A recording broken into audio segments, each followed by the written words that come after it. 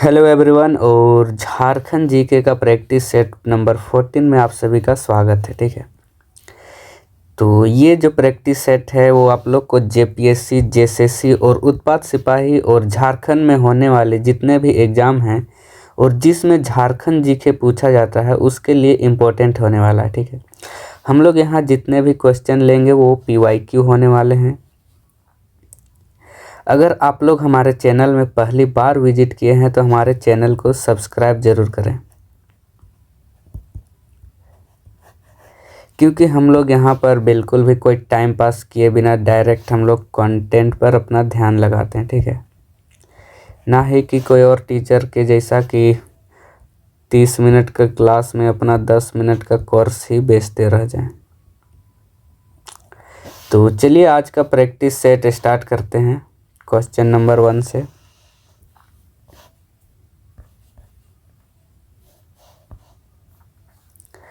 तो आज का प्रैक्टिस सेट है, उसमें हम लोग भूगोल के क्वेश्चन लिए हैं। ठीक है भाई, जिसमें नदियाँ, जलप्रपात और जलवायु से रिलेटेड क्वेश्चन होने वाले हैं। ठीक है, तो आज का फर्स्ट क्वेश्चन है, झारखंड राज्य की सबसे लंबी नदी कौन सी है?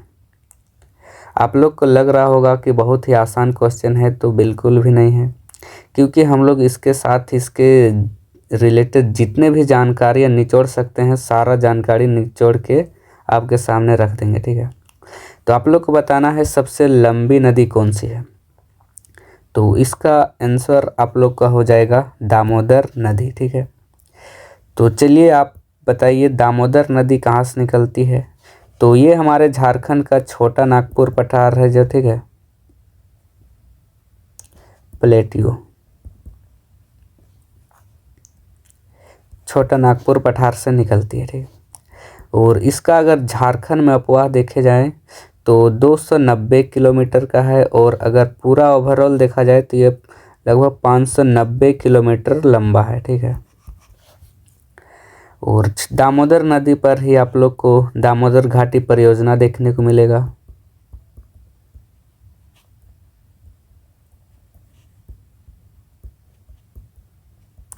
जो कितना में 1948 में आया था। ठीक है, इसके बाद अगर हम लोग सोन नदी का बात करें तो सोन नदी आप लोग का अमरकंटक से निकलता है। ठीक है, अमरकंटक के पहाड़ी से निकलता है और अमरकंटक के पूर्व की ओर बहती है। ठीक है, अमरकंटक से और एक नदी निकलती है, उसका नाम है नर्मदा। ठीक है, और यह पश्चिम की ओर बहती है।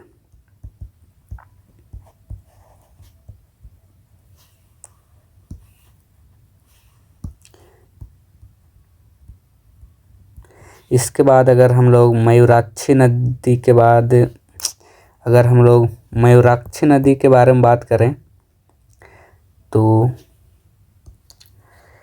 अगर मयूराक्षी नदी का बात करें तो यह देवघर, ठीक है, देवघर से निकलती है। कहाँ से? त्रिकुट पर्वत।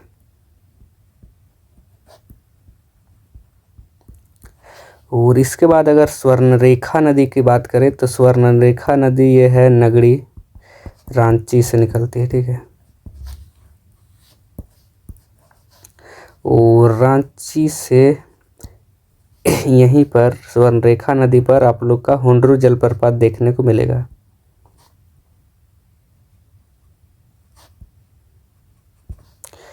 ठीक है, तो चलिए इसका एक्सप्लेनेशन देख लेते हैं।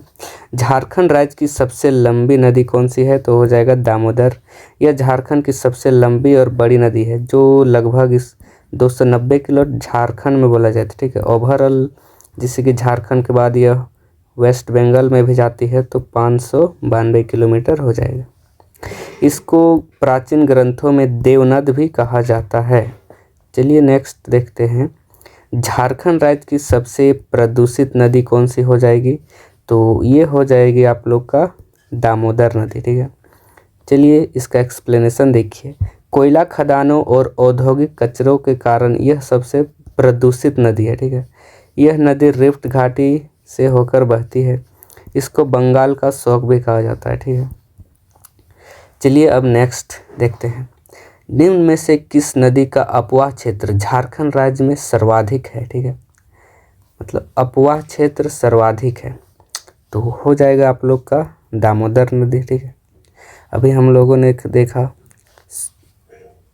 कि दामोदर नदी झारखंड में 290 किलोमीटर और टोटल देखा जाए तो टोटल 592 किलोमीटर। ठीक है, सोन नदी कहाँ से निकलता है?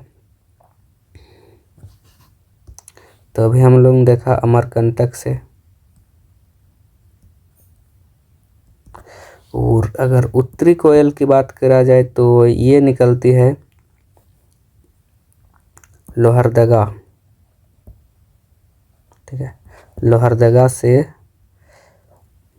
रांची पठार से। ठीक,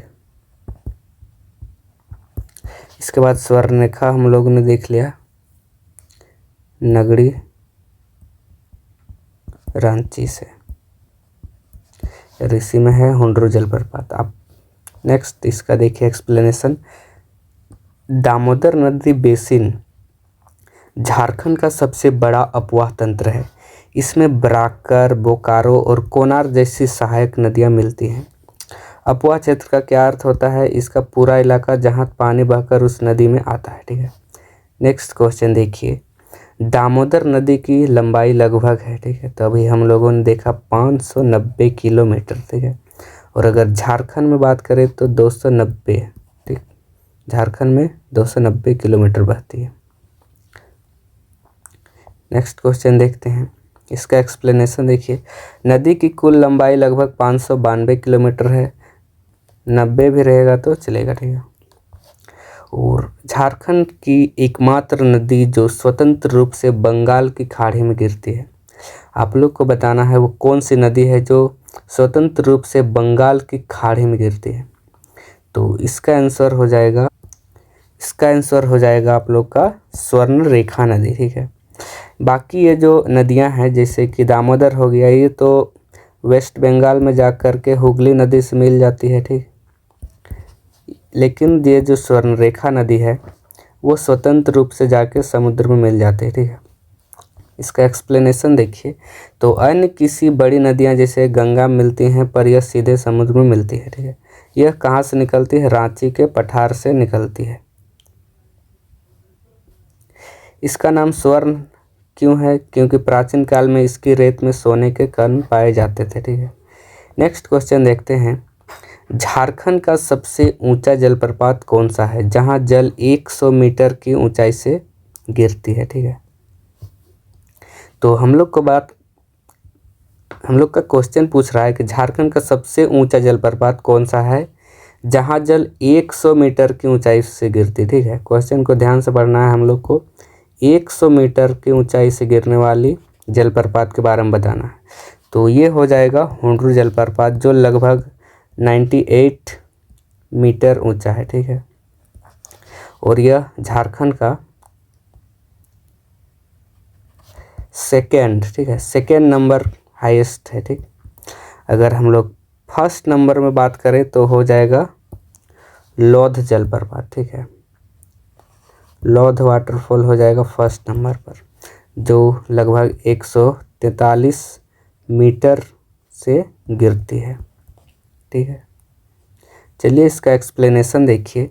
ये जो हुंड्रू जलप्रपात है किस नदी पर है? हम स्वर्ण रेखा नदी पर। ठीक है, और यह लगभग 98 मीटर ऊंचा है और फीट में देखा जाए तो 322 फीट।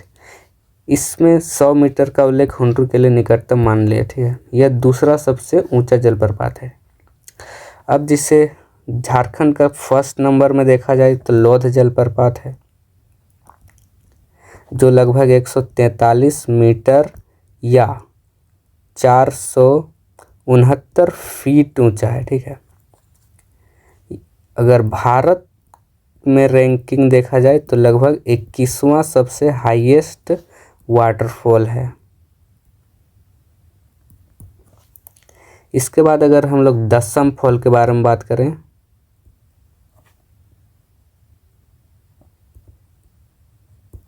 तो ये हो जाएगा 43 मीटर का। ठीक है, 44 मीटर, ठीक है। दशमफल हो जाएगा 44 मीटर, और अगर जोन्हा का बात करें तो 43 मीटर, ठीक है। अगर फीट में बात करें तो दशमफल हो जाएगा 144 फीट, दशमफल कितना 144 फीट, और जोन्हा फल बात करें तो 141 फीट, ठीक है। चलिए नेक्स्ट क्वेश्चन देखते हैं। झारखंड का सबसे ऊंचा जलप्रपात है, ठीक है। तो झारखंड का सबसे ऊंचा जलप्रपात हम लोग का बूढ़ाघाट हो जाएगा, जो कितना है 143 मीटर, ठीक है। और फीट में देखा जाए तो 469 फीट, और किस नदी में है तो बूढ़ा नदी में है, ठीक। तो ये कहाँ है, बूढ़ा नदी पर है। इसी को लौध जलप्रपात भी कहते हैं, ठीक है। हुंड्रू के बारे में पढ़ लिया। नेक्स्ट इसका एक्सप्लेनेशन देखिए। लौध जलप्रपात कहते हैं, ठीक है। इसकी ऊंचाई 143 मीटर या 469 फीट है।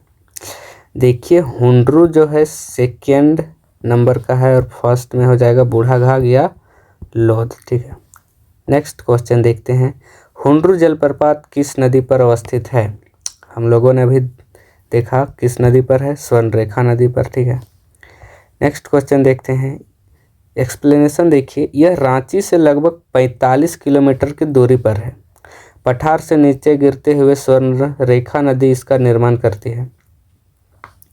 नेक्स्ट क्वेश्चन देखते हैं। झारखंड राज्य में सर्वाधिक गर्म जलकुंड किस जिले में अवस्थित है, ठीक है। आप लोग को बताना है सर्वाधिक गर्म जलकुंड किस जिले में अवस्थित है, ठीक है। तो हो जाएगा आप लोग का हजारीबाग। अब हजारीबाग में कौन सा है तो हो जाएगा सूरजकुंड, ठीक है, या सूरजकुंड। इसका अगर तापमान देखें तो 88 डिग्री सेल्सियस है, ठीक है। और अगर हम लोग लातेहार में देखें तो कौन सा है गर्म जलकुंड, तो हो जाएगा तातापानी।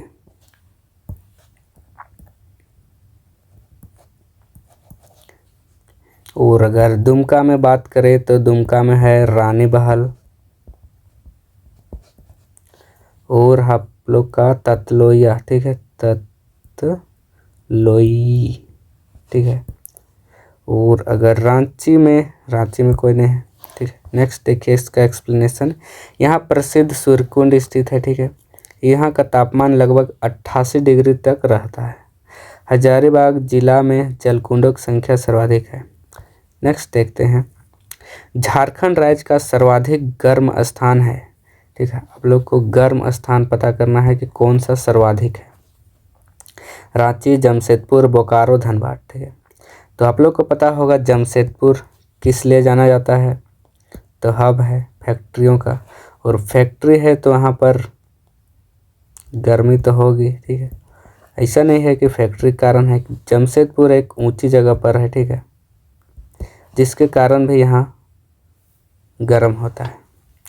इसका एक्सप्लेनेशन देखिए। औद्योगिकरण और पथरीली संरचना के कारण यहाँ गर्म सबसे ज़्यादा होती है, ठीक है। समुद्र तल से कम ऊंचाई भी एक कारण है। भारत का पिट्सबर्ग किसको कहा जाता है, जमशेदपुर को,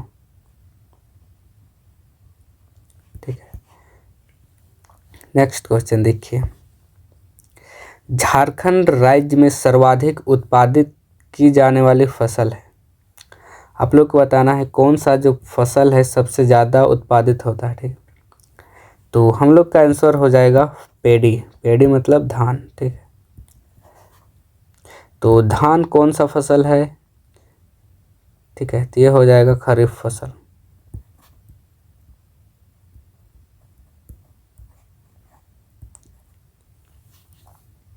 आप लोग को बताना है कमेंट में, ठीक है, खरीफ फसल कब बोया जाता है।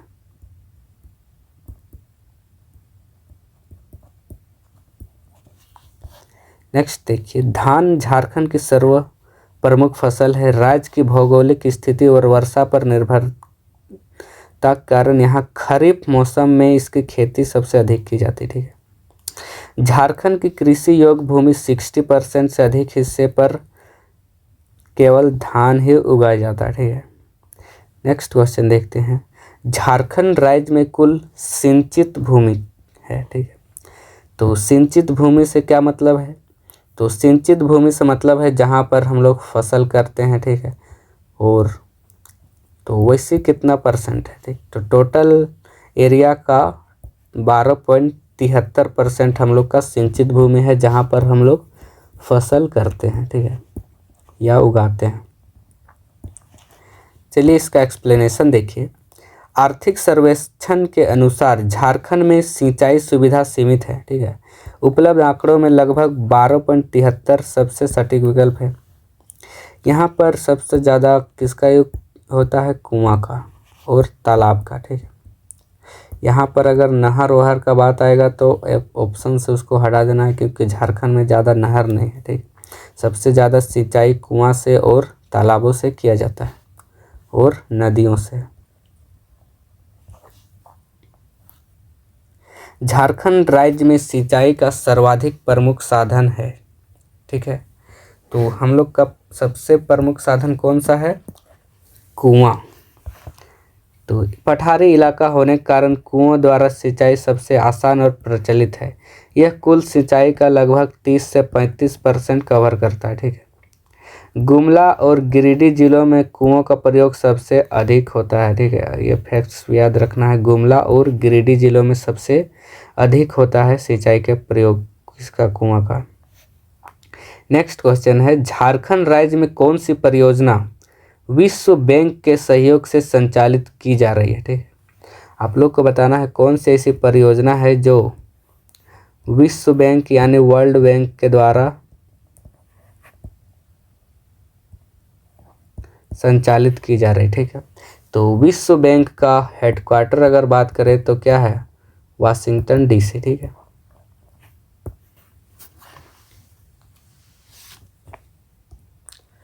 तो इसका आंसर हो जाएगा स्वर्ण रेखा परियोजना। ठीक है।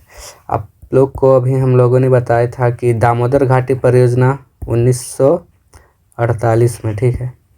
नेक्स्ट इसका एक्सप्लेनेशन देखिए। स्वर्ण रेखा बहुउद्देशीय परियोजना SMP को विश्व बैंक के आर्थिक सहायता प्राप्त हुई थी। ठीक है, ताकि सिंचाई और जल विद्युत का विस्तार हो सके।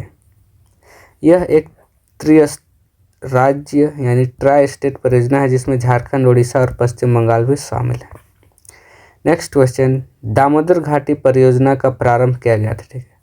तो दामोदर घाटी परियोजना 1948 में। ठीक है। इसका एक्सप्लेनेशन देखिए। 7 जुलाई 1948 को स्वतंत्र भारत की पहली बहुउद्देशीय नदी घाटी परियोजना था। ठीक है। इस परियोजना को अमेरिका का टेनेसी घाटी परियोजना पर आधारित थी। ठीक है। चलिए नेक्स्ट क्वेश्चन देखते हैं।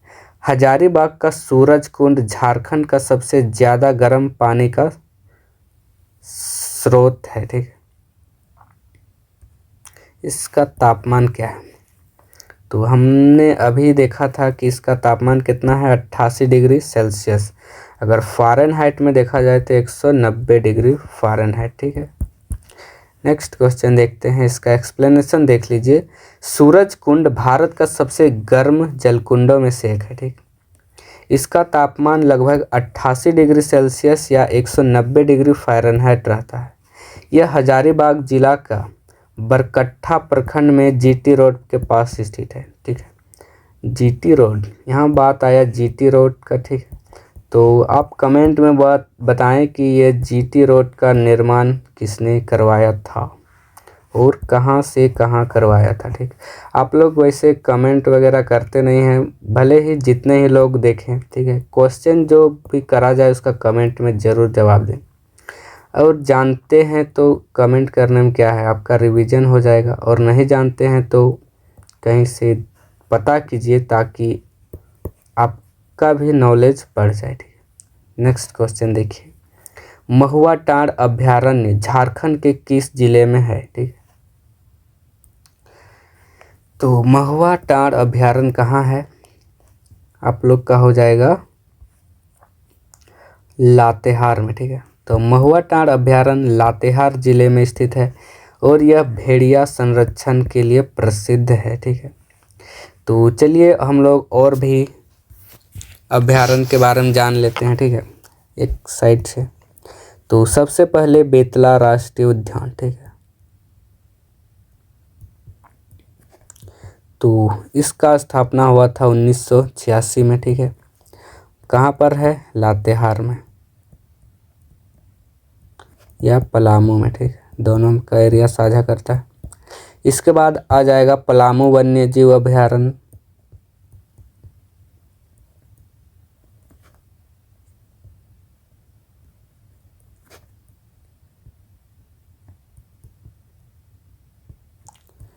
तो पलामू वन्य जीव अभयारण्य आप लोग का आ जाएगा लातेहार में।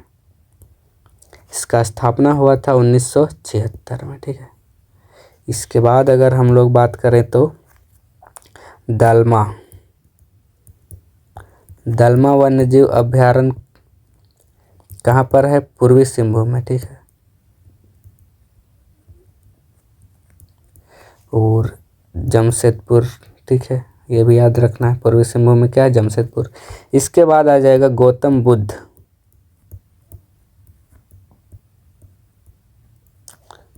कहाँ पर है? कोडरमा में। इसका स्थापना भी 1976 में हुआ था। इसके बाद हम लोग देखते हैं उधवा पक्षी अभयारण्य। उधवा झील है ना? ठीक है, तो इसका हो जाएगा उधवा झील पक्षी विहार। ठीक है, तो ये हो जाएगा साहिबगंज में। और इसी साल 2025 में या 26 में, कमेंट बॉक्स में बताइए कि इसको रामसर साइट में कब ऐड किया गया है। ठीक है, तो इसका आंसर हम लोग का लातेहार हो जाएगा। नेक्स्ट क्वेश्चन देखते हैं, झारखंड में वार्षिक वर्षा अंतराल है। ठीक है, तो झारखंड में कितना वार्षिक होता है वर्षा? ठीक है, तो इसका आंसर हो जाएगा 100 से 200 सेंटीमीटर के मध्य। ठीक है, हम लोग ने पिछला क्लास में देखा था कि हमारे झारखंड में मानसून किस मानसून से वर्षा होता है? तो दक्षिण पश्चिम मानसून से होता है। ठीक है, और लगभग 140 सेंटीमीटर अगर हम लोग औसत देखा जाए तो बारिश होती है। तो 140 सेंटीमीटर किसके अंदर आता है? 100 से 200 सेंटीमीटर में। ठीक है, तो झारखंड में औसत वार्षिक वर्षा लगभग 140 सेंटीमीटर होता है। ठीक है, जो दक्षिण पश्चिम मानसून की दोनों शाखाओं बंगाल की खाड़ी और अरब सागर से वर्षा होती है। ठीक है, यहाँ पर पॉइंट देखना है, नेतरहाट जो है राज्य का सर्वाधिक वर्षा वाला स्थान है, जहाँ पर 180 प्लस सेंटीमीटर वर्षा होती है। ठीक है, इसका नेक्स्ट क्वेश्चन देखते हैं, जलवायु के प्रमुख घटक जो झारखंड राज्य के वन के क्षेत्र के जलवायु को प्रभावित कर रहे हैं, तो कौन से वैसे घटक है जो हमारे जलवायु को इफेक्ट कर रहा है? तो देखिए, आधारभूत संरचना के विकास की कमी, जंगल की आग, सिंचाई की कमी, इनमें से कोई नहीं। तो सिंचाई की कमी से हम लोग का जलवायु पर तो कोई प्रभाव पड़ेगा नहीं। ठीक है, आधारभूत संरचना पर भी नहीं, लेकिन अगर बहुत ज़्यादा मात्रा में जंगल में आग लगा दिया जाए तो जलवायु को ज़रूर प्रभावित कर सकता है। ठीक है, तो हम लोग झारखंड में जंगल में आग लगाएंगे ही क्यों? तो चलिए देखते हैं क्यों लगाएंगे भाई। तो शुष्क पतझड़ वनों की अधिकता और महुआ संग्रहण के दौरान मानवीय गतिविधियों के कारण जंगल की आग झारखंड के वनों के लिए सबसे बड़ा खतरा है। ठीक है, तो हम लोगों ने पिछला प्रैक्टिस सेट में देखा था कि झारखंड में महुआ बहुत ज़्यादा पाया जाता है, ठीक है। जिसका उपयोग किस लिए किया जाता है आप लोग कमेंट में बॉक्स में बताइए, ठीक है। तो झारखंड में महुआ पाया जाता है और महुआ को प्राप्त करने के लिए जो चुनने वाले होते हैं और तो वो जंगल की सफाई करते हैं, ठीक है। सफाई कैसे करते हैं, तो पेड़ के नीचे आग लगा देते हैं, जिसके कारण वही आग धीरे धीरे फैलकर पूरे जंगलों में लग जाती है और हर साल ये आग लगता है, ठीक है। तो जिसके कारण हर साल अगर जंगल में आग लगेगा तो पेड़ को तो नुकसान पहुंचेगा ही, जंगल भी में भी कमी आएगी, तो हम लोग का जलवायु में भी प्रभाव पड़ेगा, ठीक है। तो यह समस्या विशेष रूप से फरवरी मई शुष्क मौसम के दौरान होती है, ठीक है। नेक्स्ट क्वेश्चन देखते हैं। झारखंड राज्य में जंगलों के सुरक्षित वन के रूप में वर्गीकृत करने का उद्देश्य है, क्या उद्देश्य है? बिना अनुमति सभी गतिविधियों पर प्रतिबंध, सभी गतिविधियों की छूट, सभी गतिविधियों पर प्रतिबंध, इनमें से कोई नहीं, ठीक है। तो हम लोग को जंगल को सुरक्षित करने का उद्देश्य क्या है? क्या हम सभी गतिविधियों पर प्रतिबंध लगाते हैं? नहीं। सभी गतिविधियों को छोड़ देते हैं? तो बिल्कुल नहीं। तो हम लोग बिना अनुमति के सभी गतियों पर प्रतिबंध लगाते हैं, ठीक है। यदि आप लोग को सुरक्षित वनों में कोई भी गतिविधि करना है तो आप लोग को अनुमति लेना पड़ेगा, ठीक है। नेक्स्ट देखिए, सुरक्षित वन यानी प्रोटेक्टेड फॉरेस्ट वे वन है जहां सरकार का नियंत्रण होता है, लेकिन स्थानीय लोगों को अनुमति लेकर लकड़ी काटने या पशु चराने तक सीमित छूट मिल सकती है, ठीक है। आरक्षित वन जो रिजर्व फॉरेस्ट में सभी गतिविधियां पूर्णतः प्रतिबंध होती हैं, ठीक है। याद रखना है, जो रिजर्व फॉरेस्ट होता है उसमें किसी भी तरह का एक्टिविटी नहीं कर सकते हैं, ठीक है। लेकिन ये क्या है? प्रोटेक्टेड फॉरेस्ट, ठीक है। नेक्स्ट क्वेश्चन देखते हैं। NIDM रिपोर्ट के अनुसार झारखंड राज्य में कितने प्रकार के जलवायु क्षेत्र मौजूद हैं, ठीक है। तो इसका आंसर हो जाएगा 3 प्रकार के। तो चलिए देखते हैं कौन कौन से प्रकार हैं। तो पहला है मध्य और उत्तर पूर्वी पठार, सेकेंड है पश्चिमी पठार यानी वेस्टर्न प्लेट्यू, थर्ड है दक्षिण पूर्वी पठार। आप लोग यहाँ मैप में भी देख के समझ सकते हैं, ठीक है। अगर टिप में देखिए, झारखंड एग्रो क्लाइमेट जोन 7 में आता है, ठीक है। पूर्वी पठार और पहाड़ी क्षेत्र का हिस्सा है। नेक्स्ट क्वेश्चन देखते हैं। झारखंड राज्य आपदा प्रबंधन प्राधिकरण JSDMA इस वर्ष में गठित की गई थी, ठीक है। आप लोग को बताना है ये जो JSDMA है इसकी गठन कब किया गया था। तो इसका आंसर हो जाएगा 2010 में, ठीक है। तो आपदा प्रबंधन अधिनियम 2005 की धारा 14(1) के तहत झारखंड राज्य आपदा प्रबंधन प्राधिकरण JSDMA का गठन 28 मई 2010 को किया गया था, ठीक है। JSDMA के पदेन अध्यक्ष एक्स ऑफिशियो चेयरमैन यानी मुख्यमंत्री होते हैं, ठीक है। नेक्स्ट क्वेश्चन देखते हैं। जिला आपदा प्रबंधन प्राधिकरण DDMA का नेतृत्व कौन करता है? आप लोग को बताना है जिला आपदा प्रबंधन प्राधिकरण का नेतृत्व कौन करता है। क्या जिला दंड अधिकारी करते हैं, जिला समाहर्ता करता है, या इनमें से कोई एक, या इनमें से कोई नहीं? तो हम लोग का आंसर हो जाएगा इन दोनों में से कोई एक, ठीक है। चलिए एक्सप्लेनेशन देखते हैं। जिले में जिला दंड अधिकारी DM और जिला समाहर्ता कलेक्टर की भूमिका आमतौर पर एक ही अधिकारी डिप्टी कमिश्नर निभाता है, वह DDMA का पदेन अध्यक्ष होता है, ठीक है। नेक्स्ट क्वेश्चन है, निम्नलिखित में से कौन से जलप्रपात नदी युग्म सुमेलित नहीं है, ठीक है। तो यहाँ पर है हुंड्रू जलप्रपात स्वर्णरेखा नदी पर, ये तो बिल्कुल सही है, हम लोगों ने अभी पीछे कुछ ही मिनट पहले देखा है। जोन्हा जलप्रपात राडू नदी पर, यह भी सही है। दसोंग जलप्रपात कांची नदी पर, यह भी सही है।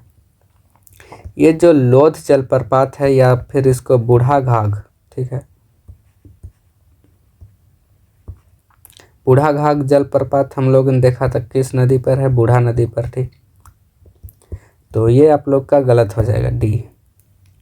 चलिए एक्सप्लेनेशन देखिए। ये जो लोध जलप्रपात या बूढ़ा घाघ जलप्रपात है झारखंड का सबसे ऊंचा जलप्रपात है। कितना? 143 मीटर। यह बराकर नदी पर नहीं बल्कि बूढ़ा नदी पर है, ठीक है। कहाँ पर है? लातेहार में। यह जो हुंड्रू जलप्रपात स्वर्णरेखा राज्य का सबसे दूसरा ऊंचा जलप्रपात है। तिलैया बांध इस नदी पर निर्मित है। आप लोग को बताना है तिलैया बांध किस नदी पर है। तो इसका आंसर हो जाएगा बराकर नदी, ठीक है। तो बराकर नदी, तिलैया बांध कोडरमा जिले में बराकर नदी पर स्थित है। यह दामोदर घाटी निगम के तहत बनाया गया पहला बांध है 1953 में, ठीक है। DVC 1948, ठीक, याद रखना। पारसनाथ पहाड़ी की ऊंचाई क्या है? आप लोग को बताना है पारसनाथ पहाड़ी की ऊंचाई क्या है। 1600 मीटर, 1565, 1365 या 1260, ठीक। तो हम लोग का आंसर होने वाला है 1365 मीटर, ठीक है। अगर हम लोग फीट में बात करें तो 4478 फीट हो जाएगा, ठीक। तो यहाँ पर देखिए एक्सप्लेनेशन। पारसनाथ संवेद शिखर झारखंड की सबसे ऊंची चोटी है जो गिरिडीह जिले में स्थित है, ठीक है। संवेद शिखर यानी किसको? पारसनाथ का जो है पहाड़ी सबसे ऊंची है। किस लिए प्रसिद्ध है? जैन धर्म के लिए। यहाँ पर टोटल 24 तीर्थंकरों में से 20 तीर्थंकरों ने अपना क्या मोक्ष प्राप्त किया है, ठीक। ये सब याद रखना। नेक्स्ट क्वेश्चन है, पश्चिमी सिंहभूम में अवस्थित चिरैया प्रसिद्ध है। तो प्रसिद्ध है किस लिए है चिरैया? तो चिरैया का जो खान है किस लिए प्रसिद्ध है? तो हो जाएगा आप लोग का लौह अयस्क खनन के लिए, ठीक है। आप लोग को बताना है झरिया किसके लिए प्रसिद्ध है? जादूगोड़ा किसके लिए प्रसिद्ध है, ठीक है। कमेंट में जरूर बताओ।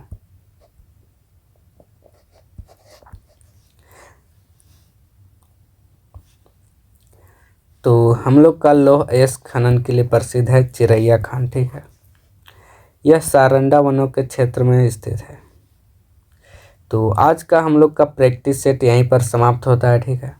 अगर आप लोग को हमारा कंटेंट अच्छा लगा हो तो हमारे चैनल को सब्सक्राइब करें और शेयर करें, ठीक है, ताकि इसी तरह से और भी प्रैक्टिस सेट लाते रहें और आगे आने वाला प्रैक्टिस सेट इससे और भी इम्प्रूव आप लोग को मिलेगा। अगर वॉइस आप लोग को थोड़ा बहुत डल लग रहा होगा या फिर थोड़ा और कुछ कमी लग रहा होगा तो आप लोग कमेंट में ज़रूर बताएं, ठीक है। और जो क्वेश्चन पूछा जाता है उसका आंसर कमेंट में देने का कोशिश करें। और आप लोग का जो पोस्ट पर क्विज आता है वो तो आप लोग लगाते ही हैं। हम लोग का जो शॉर्ट वीडियो डालते हैं उसमें 1 मिनट में आप लोग का झारखंड का जीके कंप्लीट करवाया जा रहा है, ठीक है। आप लोग फालतू का रील देखने से अच्छा है झारखंड जीके का शॉर्ट्स वीडियो देख लें, ठीक, जिसमें आप लोग सुन करके 1 मिनट में कुछ याद ही रह सकता है जीके। तो चलिए आज के लिए इतना ही, मिलते हैं नेक्स्ट प्रैक्टिस सेट में।